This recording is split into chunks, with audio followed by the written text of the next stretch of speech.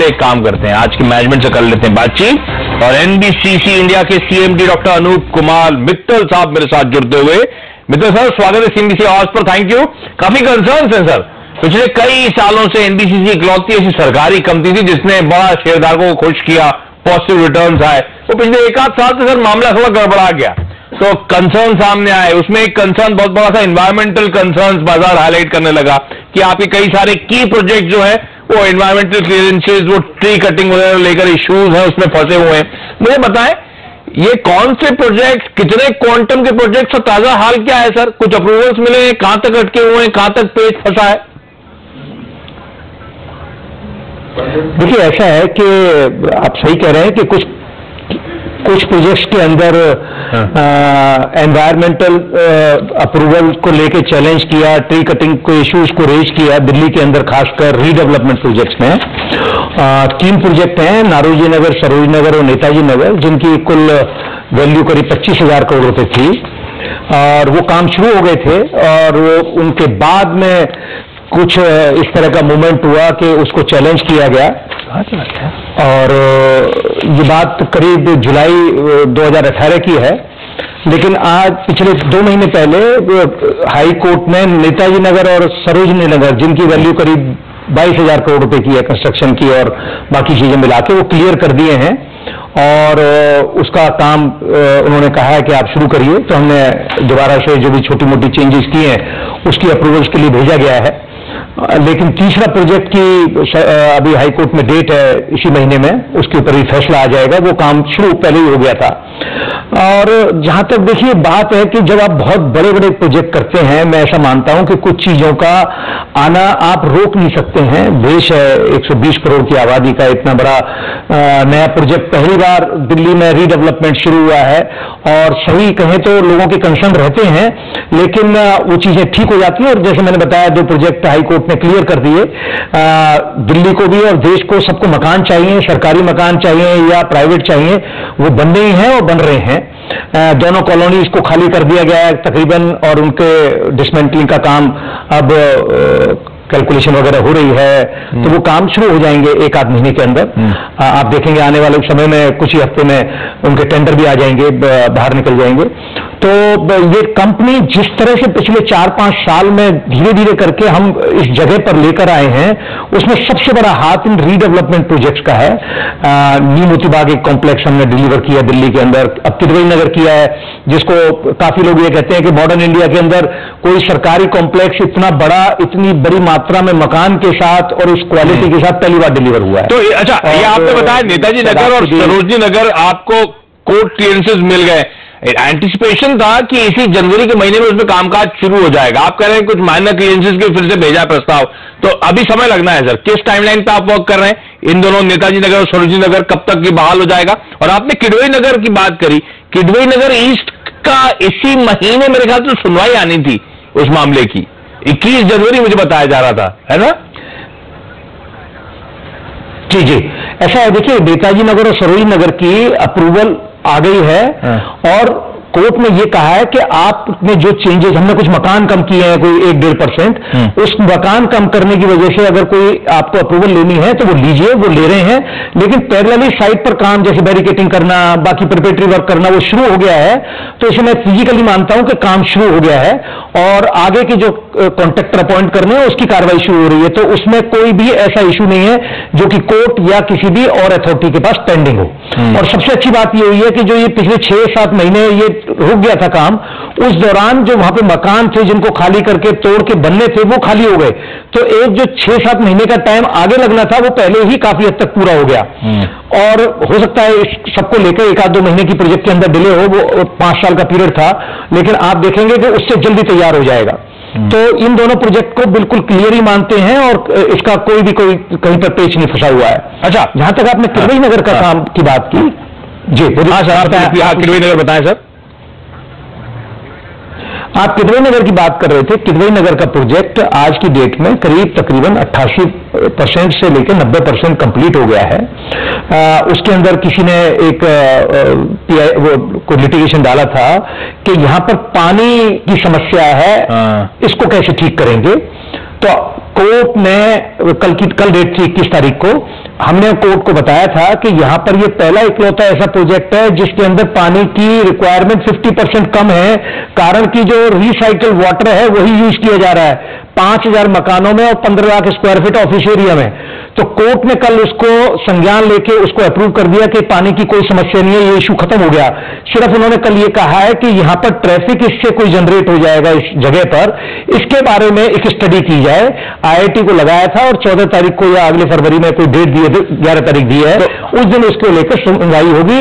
लेकिन कोर्ट ने ये नहीं कहा है कि आप काम बंद कर दें, काम वो चलता रहे। उन्होंने कहा है कि फ्रेश अलॉटमेंट ना करें जिससे कि पानी के ऊपर और ट्रैफिक के ऊपर कुछ समस्या है। पानी की खत्म हो गई है, ट्रैफिक की आने वाले में समय में खत्म हो जाएगी। तो मोटा मोटी ये जो इश्यूज है बहुत ज्यादा दिक्कत वाले नहीं है, थोड़ा समय लग रहा है लेकिन इवेंचुअली ये सब नाइट होते हुए नजर आएंगे इश्यूज। अच्छा, आपका कॉन्फिडेंस अभी भी बरकरार है? मैं पढ़ रहा था मैनेजमेंट, यानी कि आप अभी भी कॉन्फिडेंट है FY19 में 30 से 35% साल दर साल रेवेन्यू ग्रोथ आप लोग क्लॉक करके दिखाएंगे इन एग्जीक्यूशन डिलेज के बावजूद। ये कहां से कॉन्फिडेंस आ रहा है सर? देखिए, ऐसा है कि कॉन्फिडेंस तो ये 30% मुझे इसलिए कहना पड़ता है कि इतना सारा एनवायरनमेंट नेगेटिव कर लिया। अदरवाइज जिस तरह की ऑर्डर बुक है कंपनी की ऊपर, सरकार का, ये सभी लोगों का कॉन्फिडेंस है ये कम से कम 50% की रेवेन्यू ग्रोथ होनी चाहिए और ये 30% का हम कह रहे हैं। लेकिन ये जैसे ये मार्च अप्रैल के बाद ये दोनों तीनों प्रोजेक्ट शुरू होंगे आप देखेंगे। लेकिन आपने ये पूछा कि ये कहां से कॉन्फिडेंस आ रहा है, हमें कुछ लार्ज वैल्यू के पीएमसी के काम भी पिछले 1 साल में ऐसे मिले जिनको हमने शुरू कर दिया। फॉर एग्जाम्पल आम्रपाली की बात कर रहे हैं, बिलासपुर का काम शुरू किया है। नहीं, मैं आम्रपाली की नहीं बात कर रहा। एम्स बिलासपुर का काम अभी 4 महीने पहले कोई 1200 करोड़ रुपए का सरकार ने दिया और कल ही 4 महीने सबसे कम पीरियड लगा कि जिसको डिजाइन भी हो गया, अप्रूवल भी हो गई, ठेकेदार लग गया और वो कल मंत्री जी ने वहां जाके उसका भूमि पूजन या ये कहें शिलान्यास किया।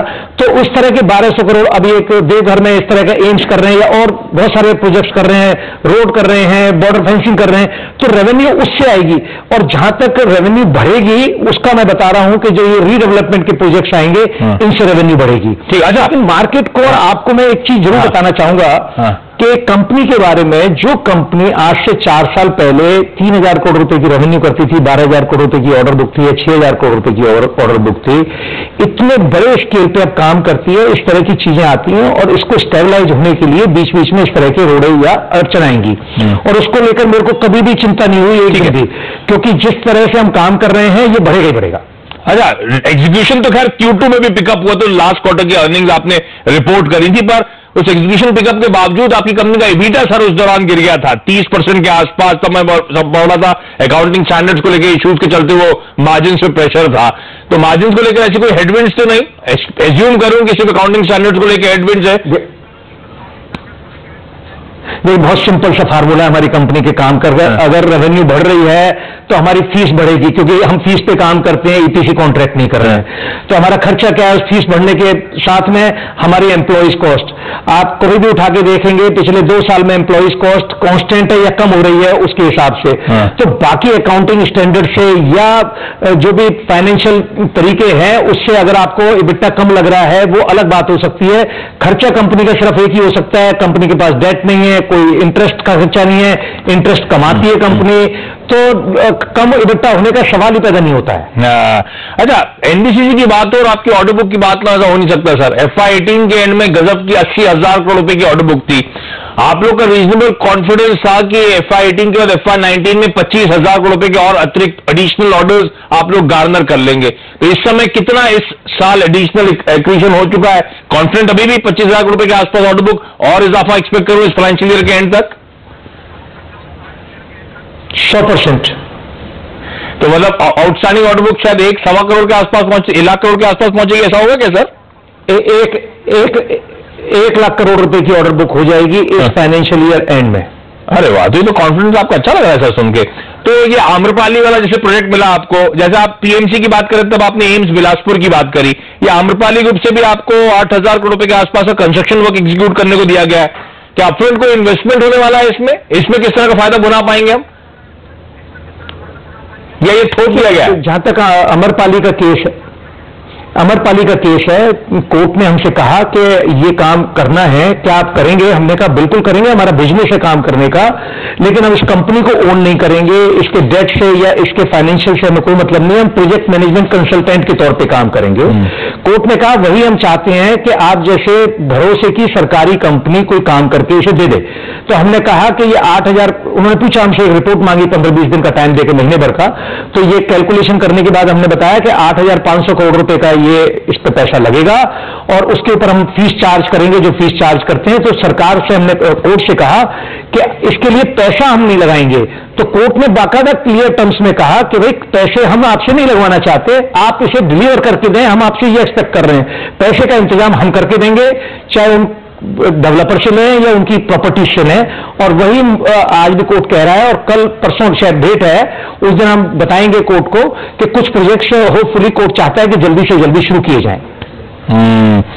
ठीक बात, तो आम्रपाली से ये। अच्छा, एनसीएलटी के जो कंपनीज फंसी है वहां पे दिक्कतों में, उसमें कहा जा रहा है आप भी बिड कर रहे हैं। लास्ट अपडेट मेरे पास था कि एनबीसीसी कोशिश कर रहा है जेपी इंफ्राटेक को एक्वायर करने की, क्योंकि बहुत तगड़ा रियल एस्टेट डेवलपमेंट पोटेंशियल है उस कंपनी का। आपने वाकई बिड कर रखा है सर, और अपडेट क्या है उसको लेकर, और क्या फायदा मिलेगा एनबीसीसी के शेयर होल्डर्स को उसका? देखिए, आप सही कह रहे हैं कि एनसीएलटी में जेपी इंफ्रास्ट्रक्चर गई हुई है और हमने उसके लिए एक्सप्रेशन ऑफ इंटरेस्ट दिया है और अब उसका रेजोल्यूशन प्लान सबमिट करना है। और ये एक नई दिशा में हम काम कर रहे हैं कि कंपनी, हमने 2 सरकारी कंपनी खरीदी है पीछे, उसके बारे में बात करूंगा बाद में। तो हमने कहा कि ये एक रियल एस्टेट की कंपनी है, रोड इसमें साथ में, जिसमें 33 साल का सड़क का टोल आ रहा है और बढ़ेगा, एयरपोर्ट आ रहा है उस जगह पे, दिल्ली जेवर एयरपोर्ट, और बहुत सारी एक्टिविटी हो रही है। तो हम उसके अंदर बाकायदा पार्टिसिपेट कर रहे हैं। 20-22 हजार लोगों को मकान देने हैं, हमारा अपना बिजनेस है यही काम करने का कि मकान बनाना, कंप्लीट करना, उससे रेवेन्यू आएगा। अब यहां मैं रेजुलेशन प्लान तो आपको नहीं बता सकता, लेकिन मोटा मोटा मैंने शायद आपको बता दिया कि उससे क्या फायदा हो सकता है कि 3-4 हजार एकड़ जमीन है, तो आप समझ सकते हैं। और हम सरकार की कंपनी, हमारी कुछ जिम्मेदारियां बनती हैं, तो जो प्रिविलेज मिलती है उसके साथ जिम्मेदारी बनती है, तो वो काम करेंगे। लेकिन फिर वही बात है कि जब रेजुलेशन प्लान सबमिट हो जाएगा और निकल के आएगा, तब आप देखेंगे और इन्वेस्टर देखेंगे कि ये अकेलौती एक सरकारी कंपनी होगी या प्राइवेट कंपनी होगी इस तरह के करेजियस काम करती है, जिसके अंदर रिस्क छोड़ के, बिना रिस्क के। तो जैसे मैंने अमरपाली के लिए कहा कि अभी तक आप हर आदमी को as a shareholder, as an outside watcher, Amrapali, Jaypee Infratech, जैसे आपने वर्ड करा जिम्मेदारी बनती है एक सरकारी कंपनी की, जिम्मेदारी बनती है, फिर इनमें कोई रीजनेबल बिजनेस सेंस भी है इन वेंचर्स में उतरने का, या फिर ये सिर्फ जिम्मेदारी का एहसास कराने के लिए है? मेरा फायदा होगा as a shareholder in ventures में आपके? जैसे मैंने आपको कहा, अमरपाली के केस में 8,500 करोड़ रुपए का काम हमें पीएनसी पे कर रहे हैं और सुप्रीम कोर्ट मॉनिटर प्रोजेक्ट होगा, तो आप समझ सकते हैं कि पैसे का कोई सवाल ही पैदा नहीं होता कि दिक्कत आएगी। जब देश की इतनी बड़ी अदालत वो काम कर रही है, हमने बहुत क्लियर आपको बता दिया, और कोर्ट ने भी कहा है कि हम उसके अंदर कोई पैसा नहीं लगा रहे, हमारी कमिटमेंट नहीं है। जेपी के अंदर जब हम एक जिम्मेदारी की बात कहते हैं, लेकिन साथ में सबसे बड़ा इशू है कि कंपनी है, ये कंपनी, सरकार कंपनी को कभी डायरेक्ट नहीं करती कि आप ये काम करिए, और ये तो लिस्टेड कंपनी है, हमने उसके अंदर बिजनेस सेंस देखा है। ठीक बात। पिछली बार जब ये एनसीएलटी में आई थी 2 साल पहले, हमने नहीं तब बिड किया था। आज हमें लगा है कि एनवायरमेंट बेटर हो गया है, बहुत सारी चीजें सुलझ रही है वहां पर, तो अब बिड कर रहे हैं इस बार। ठीक बात। चलिए मित्तल साहब, मजा आपसे बातचीत करके। काफी सारे कंसर्न्स थे जिनको आपने वो अबेट करने में, कंसर्न्स डाई डाउन करने में मदद कराई। अब काफी हद तक रीजनेबल कॉन्फिडेंस लौटता हुआ स्क्रीन पे दिख भी रहा है। अब ये स्टॉक दिन के हाई पे समय बातचीत करते करते आपकी स्क्रीन पे समय कामकाज करता हुआ एनबीसीसी, ये सच है, साल के हाईज जो थे 125 रुपए के, वहां से इस तरह की बटाई हुई थी।